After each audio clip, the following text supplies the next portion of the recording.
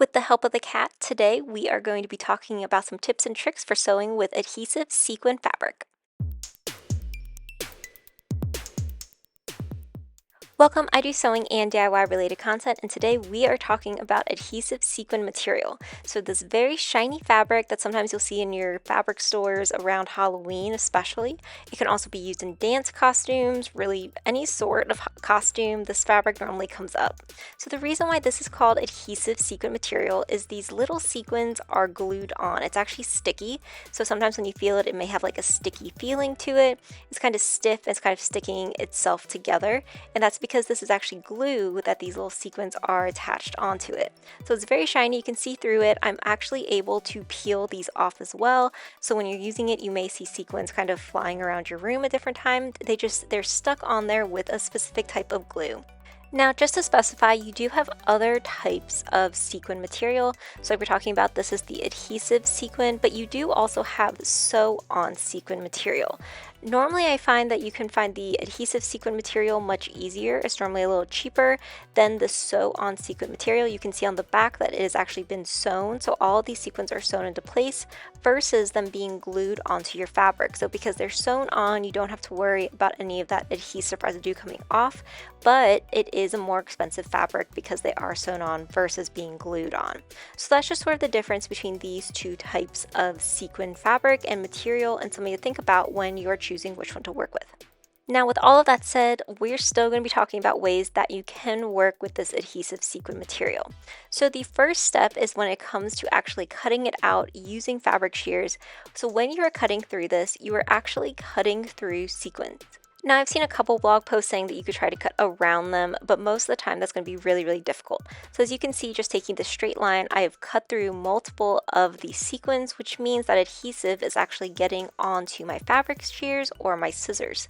And while maybe doing it one time isn't going to matter too much, if you do this over and over, you are going to get some of that adhesive residue on them.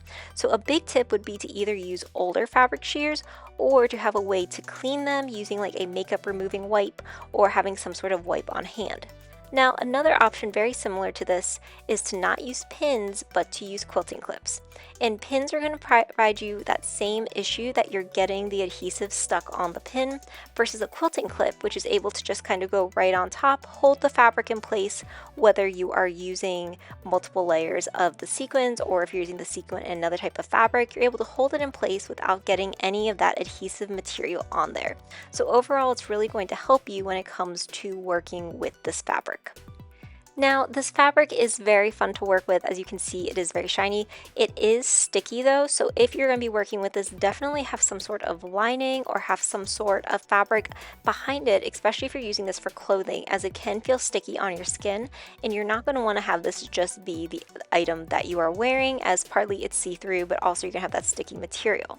Now, if you're sewing with this at your sewing machine, you may want to keep something on hand, such as some makeup remover wipes. So when I was sewing with this, I found that the needle was really getting gunked up by that adhesive, but I was able to clean off my needle using makeup remover wipes so that it was much easier for me to sew. Now, I specifically used these Neutrogena. I also had a free makeup remover wipe that I got at a hotel, and I used that and it worked just as well.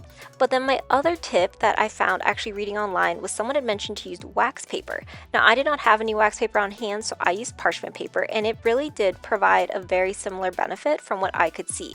The idea is that if you have a strip of parchment paper or wax paper and you lay this over your fabric, when you were taking that straight seam, the wax paper is going to help you clean your needle off when it is going up and down through the fabric, and it will help make it not gunk up nearly as fast. So as you can see here, I am able to then sew through the fabric as well as sew through that wax paper, and then you would just be able to rip the wax paper or your parchment paper off so that you could get that seam. So here's my backpack, and of course the kitty is here as well, and you can see that I made some really nice seams with this using this sparkly material. It's a really fun material to use for projects. It's just a little difficult to sew with because of that adhesive glue that is used in the manufacturing process.